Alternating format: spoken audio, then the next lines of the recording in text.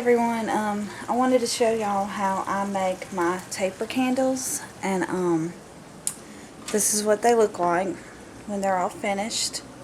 I'd say this one's like maybe 4 inches long and about a ½ inch thick from at the bottom, and it does get skinnier as it gets to the top. But I thought I would show y'all how I make them and the process that I use. So what I do is, let me turn y'all around here. I use these kind of cans, and any cans will work, any large size can. These are actually spaghetti sauce cans. And you wash them out, and as you can see, I got some wax at the bottom of that one. But you wash them out really, really good, let them dry. And then you can just stick them in your boiling pot of water. Add your wax in first, and then set them down inside your boiling pot of water. And at first they might want to kind of tip to the side, but as the wax starts to melt down, they'll start to weigh down and stand straight up. But as you can see, I got an old candle in there melting. Sorry about the steam. But yeah, that's how I start off the process. And if I want to make them scented or a certain color, which usually they are scented if I make them a certain color, but I'll use these, and all these are is the little disket things that you sit inside the candle thing, and it has a candle under it that heats it up and makes the smell, and it puts the scent out. But that's what I use to color and scent most of my candles. And this I actually use as like a sizer, so that I know how big to make the bottom of the taper. You can make them any size you want, but I prefer this size just because it's more convenient and it takes less time to make. And then what you're going to want to do is you're going to want to find a spot in your kitchen or wherever you're making your candles to hang some little hooks like this, and then just loop some string that's about the length of the candle that you're going to be making. And I actually measure these out to the length of the can, and you want to keep a little on the top because you're going to want to have some to be your wick, the actual wick part that you light.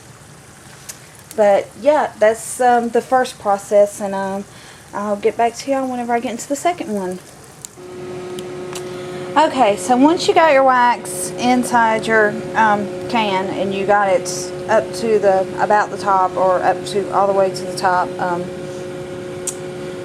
one thing I like to do, especially whenever I'm like melting down an old candle or something, is I like to take a wooden spoon and just kind of stir inside of there, and see if there's any like clumps of wax or anything that hasn't gotten all the way melted down. Like there's one right there.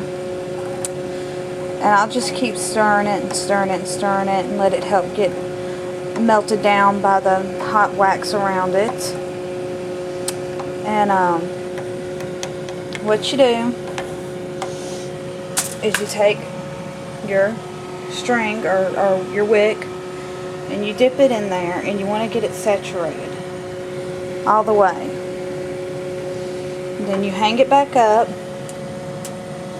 and see how it's dripping. That's why I said you're gonna want to lay something down, because it is gonna drip. But you hang it up, and you just let them sit for about 30 seconds, and then you just keep continuing the process till they are the thickness that you want. And as you keep doing it, the wax will build up around the wick. It's not going to seem like it at first, but I promise you it will. Okay, well, I wanted to show y'all the progress that I've made. As you can see, I've added a little bit more wax to the can, and as you can see, they're starting to get some thickness on them. When you're doing it, just dip them, just like that. Just dip. That way it'll keep going, because if you hold it in there too long, it'll just melt the wax that you have on there off, and then you'll just end up with string. But as you can see, as I'm doing it, it's getting thicker. Also, I wanted to add, if you think that you start to see a little bit of curve in it, just very lightly take your fingers and run down it like that, and that'll help smooth it back to being straight. Okay, so they're a pretty good thickness now. And now I'm going to start sizing them. And I would say this one is about the right size. Maybe 1 or 2 more coats on it. And then I'm going to size this one. And it's still a little wobbly in there, so I'm going to put some more coats on it. Okay, so I think this one's about ready. It seems to fit in there nice and snugly.